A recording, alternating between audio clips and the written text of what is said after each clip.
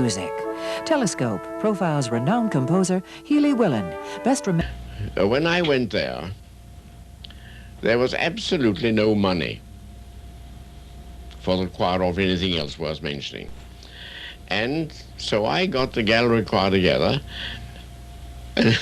and I taxed them 10 cents a month. For the privilege of singing in the choir? Yes, I taxed them. They paid up like good uns, and I gave 1 or 2 recitals, organ recitals there, and we got the money from that, and we established a choir fund.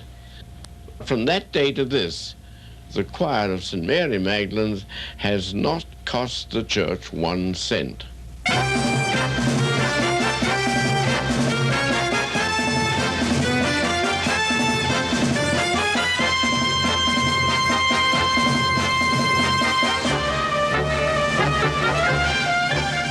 Telescope, tonight brought to you by your telephone company. Part of the Trans-Canada telephone system.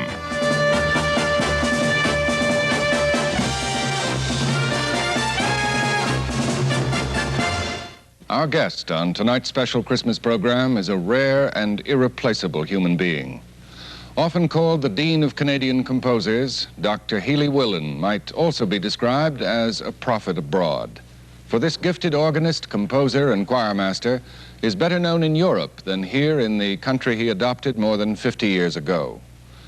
His masterwork is the opera Deirdre, but his musical accomplishments include a number of sacred masses for the Anglican Church, which are constantly played and sung in every part of the world. More than 250 of his compositions have been published. 2 symphonies, 2 operas, a piano concerto, choral works, and instrumental pieces, and he has just completed, in his 86th year, an interdenominational hymn for Canada's centennial. A man of great charity, a man beloved by all who have been part of his life, Dr. Willan today gives much of his time and most of his heart to his home church, St. Mary Magdalene, in downtown Toronto. Telescope is honored to share a half hour in the life of a great man of music and to present a magnificent choir in their celebration of Christmas right after this message. Call 1-800-924-4444. For me. Told you I don't do detective work anymore. In a city where the night can seduce you. I'm counting on you, Harry. Nothing is more dangerous Jack in some kind of trouble? than a past that keeps I coming. was always very interested in musical sounds, and I used to hear my mother play the piano. She was not a great pianist, but she played the piano, and I used to like to hear the sound of it, and I was always very fond of it. And when we lived in Beckenham, I was about, 6 or 7, I suppose. I used to wander over to the church, St. George's Church, and when I had the chance of getting out, when I could escape the custody of my old nurse, a beautiful old St. Bernard dog who looked after me like a nursemaid. When I could get away from her, I used to slip over to the church in the morning and hear the organist practicing. And I always enjoyed it very much. What musical training did you receive as you grew up? Oh, well, I went to the choir school at Eastbourne. I was 8 and a half then, when I was admitted as a probationer in the choir school. As a matter of fact, it was on May the 1st, which was my dear mother's birthday. And I remember climbing the old iron steps to the school with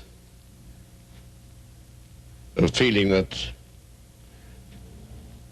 well, people going to their execution must have felt somewhat the same, I don't know. And I was taken in to the presence of Dr. Sangster, my old master, the organist and choir master at the school, who was a very charming old man and a very handsome old man too.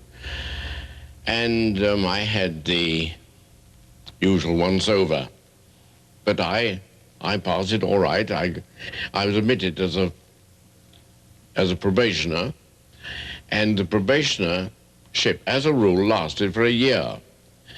But I got in as a full chorister on the first Sunday in Advent. That would be about 6 months. And I got in as a chorister because I could read music, and I always could. I don't know why or how, but I could always read music, and that was that. And then I became assistant librarian in the school, and then librarian. Then I became assistant librarian at the church, which was always taken by one of the senior members of the choir, of course. And then I reached my zenith as a choir boy. I became doctor's boy, which meant I had to be at church a quarter of an hour at least before every time the doctor played, and dust the keys, find his places, put the books there, and turn the water on. It was hydraulic blowing in those days. And that was that. When you had completed your formal education, what musical career did you follow in England? Well, I went to London, and I was there for 10 years, where I had a very happy time. I was organist of one or two societies, and I was conductor of the Thalian Operatic Society, which was admittedly one of the best of the amateur light opera companies in London. The Blackheath was the best, but we were on very good terms and very often used to swap players when needful. And during that time I conducted 7 or 8 of the Gilbert and Sullivan, and Close to Corneville, and Mary England, and things like that, you know. What was it that brought you to Canada? Well, I couldn't live in London. I had a wife and 3 children, and organists were paid little or nothing in those days. I mean, the salaries paid to organists, I don't think they're very, very much bigger today even, but the organist was paid at about the rate of an assistant caretaker. I came over here to take the post at the conservatory, which I had offered me by Dr. Vogt as head of the theory department to follow Dr. Humphrey Ainger. And it worked very happily. And then in 1950, by the laws of the university, which are equivalent to the Medes and Persians, you know, I was declared to be too old to work, and so I was let out again in 1950 from the university.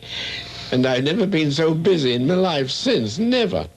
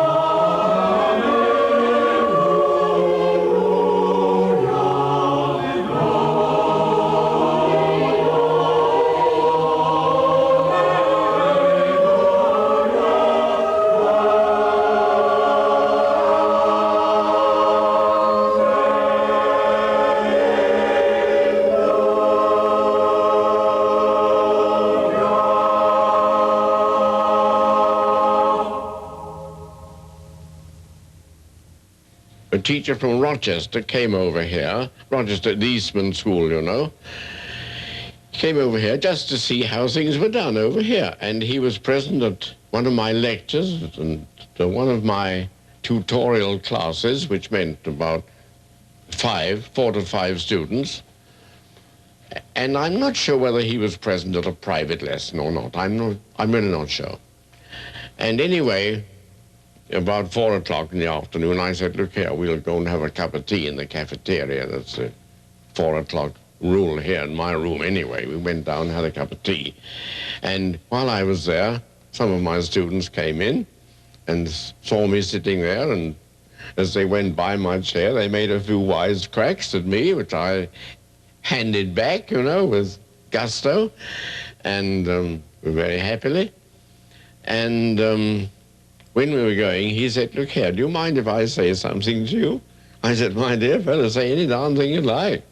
And he said, I've never come across a professor whose students treat him with such affectionate disrespect, which I always regarded as a very great compliment. Telescope returns to Dr. Healey Willan and the choir at Toronto's St. Mary Magdalene Church in just a moment. Love Scenes, a late-night piano and a voice so smoky your eyes will burn. I know a little bit about a lot of things, but I don't know enough about you. The piano and the voice of Diana Krall. Peel me a grape. Diana Krall, putting a fresh new spin on time-tested jazz ballads on her new album, Love Scenes. For my pillow. Let me see your hands. Weeknights on Bravo. Drop the gun! TV as good as it gets. She cried. You've been called the Dean of Canadian Composers, Dr. Willan. Over 250 of your compositions have been published, 2 symphonies, a piano concerto, many choral works and instrumental pieces, an historical pageant, and 2 operas. Do you have a favorite in that enormous... No, I haven't, except I will certainly regard Deirdre as my most important work. I certainly do that.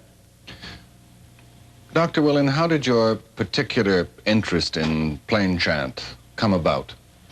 Plain chant, the characteristic of plain chant is that the accentuation and the rhythm of the words is always paramount.